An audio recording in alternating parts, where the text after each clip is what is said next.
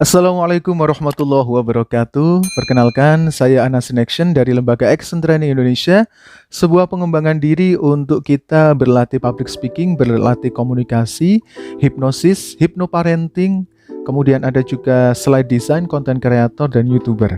Di sini saya akan menjelaskan tentang satu topik yang mungkin sekarang sangat dibutuhkan oleh para orang tua, terutama orang tua di zaman anak-anak digital.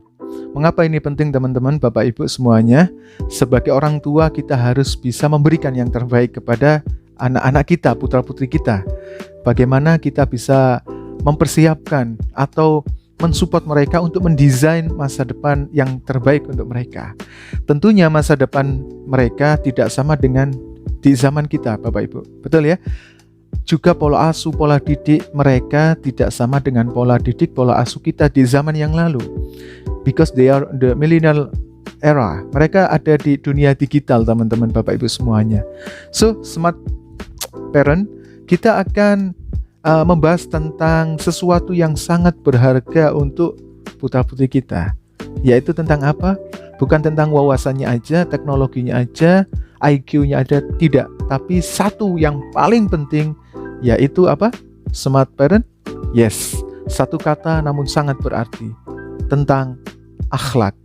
Yes, akhlak itu adalah salah satu yang paling dibutuhkan oleh para generasi muda saat ini, putra-putri kita. Kenapa?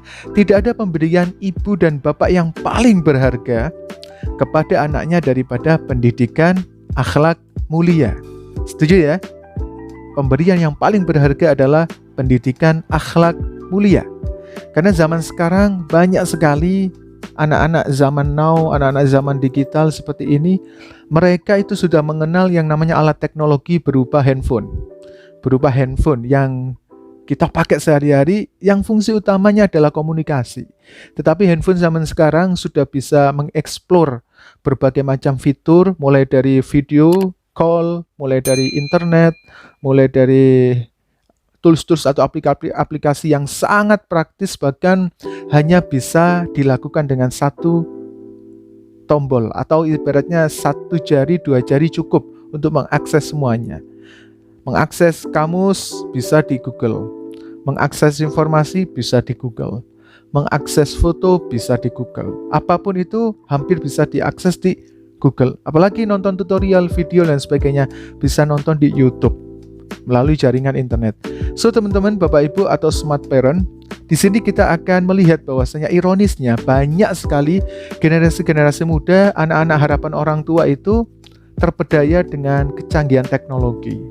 Akhirnya dengan teknologi mereka menggunakan secara tidak wajar, dibuat untuk apa? Chatting yang berlebihan, mesra-mesraan, berpacaran gitu ya. Banyak kasus sekali anak-anak zaman now, anak SD itu sudah pacaran, Bapak Ibu smart parent. Pacaran, kemudian yang paling ironis memanggil dengan kata ayah bunda begitu ya. Anak usia kelas 5 SD panggilannya ayah bunda. Bahkan mau main kelereng pamitan dulu sama kekasihnya. Bunda, ayah mau pamit dulu ya, mau pergi dulu main kelereng. Iya, hati-hati ayah, jangan selingkuh ya. Nah, ini adalah bahasa-bahasa yang digunakan anak-anak yang tidak punya akhlak yang baik. Nah, maka di sini Bapak Ibu sekalian, kita harus waspada juga dengan penggunaan handphone atau teknologi mini ini. Dampaknya itu banyak sekali. Ada dampak positif dan juga dampak negatif. Ayo kita kupas dari bahaya dan dampak negatif HP yang digunakan oleh anak-anak. Apa saja? Yang pertama adalah syaraf motorik tubuh menjadi lemah. Betul ya? Syaraf motorik tubuh menjadi lemah. Karena apa? Mereka sering main HP. Yang aktif jari-jarinya, kakinya, badannya tidak digunakan untuk bergerak, tidak digunakan untuk olahraga. Akhirnya apa? Syaraf motorik tubuh menjadi lemah. Itu yang pertama. Kemudian dampak negatif HP yang kedua adalah mempercepat kelainan miopi jarak jauh. Jadi kayak rabun jarak jauh ini akan berpotensi tinggi bagi anak-anak yang suka nonton game, suka bermain game, suka nonton YouTube yang berlebihan, tidak ada batasan. Akhirnya mereka terus gitu ya, matanya digunakan hanya untuk menatap layar, sehingga akan terjadi sebuah kerusakan pada kornea mata yang nanti berakibat buruk, bisa jadi ya menjadi miopi atau rabun jauh. Kemudian dampak negatif HP nomor 3 teman-teman smart parent, yaitu daya kreativitas dan imajinasi akan terbatas. Betul, maksudnya begini, ketika mereka hanya apapun tersedia di HP, apapun tersedia di internet, mereka tidak akan mampu berkreasi secara maksimal totalitas, mengimprove-nya. Susah, karena apapun sudah tersedia. Mau desain ada di HP, mau bikin video ada di HP, apapun ada di HP. Akhirnya mereka tidak punya sebuah karya kreativitas yang natural dari dirinya, dari potensi dirinya, atau kelebihan dari dirinya. Kemudian dampak negatif HP nomor 4 adalah daya konsentrasi dan fokus akan menurun. Mengapa demikian? Betul, ketika mereka sudah kecanduan HP gitu ya, sering main HP, akhirnya mereka tidak bisa memahami nasihat secara utuh dari orang tua. Artinya mengapa? Ya dikit-dikit HP, sehingga orang tua susah untuk menasehati, kemudian susah untuk didengarkan oleh anaknya karena pengaruh dari dampak negatif dari HP yang berlebihan tanpa kontrol. Nah, kemudian selanjutnya dampak negatif HP adalah daya cipta anak sulit berkembang. Maksudnya bagaimana? Kalau zaman kita dulu ya, kita itu sebegitu kreatifnya kita menciptakan sesuatu itu bisa natural, bisa dari diri kita, betul ya? Misalkan kita permainan dulu, masih ingat kita main kelereng gitu ya. Nah, kita bikin tuh lapangannya seperti apa, garisnya seperti apa, formasinya seperti apa, kemudian mainkan. Nah, kemudian bagaimana bermain loncat tali gitu ya. Kita bagaimana loncat tali itu di tempat yang berumput atau di tempat lantai ya, itu kita bisa mengoptimalkan. Kemudian kita bikin ini apa itu? Kayak dayung sama kapal-kapal dari pohon pisang. Masih ingat ya? Pohon pisang dulu kita potong-potong, kemudian kita satukan ada 4-5 batang pohon pisang. Kemudian kita naikin bersama ya, kemudian kita berselancar atau mengarungi sungai satu ke sungai yang lainnya. Daya kreativitas kita berkembang.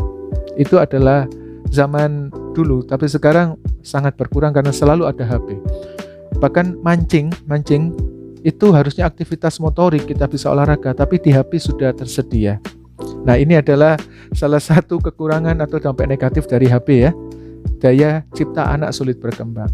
Kemudian selanjutnya dampak negatifnya adalah panca indera anak tidak berkembang secara maksimal. Penglihatan, pendengaran, daya penciuman, rasa kurang karena segala sesuatu terfokus pada HP terus. Akhirnya mereka untuk belajar menghafal, untuk belajar mengingat, untuk belajar mendengarkan dengan teliti, untuk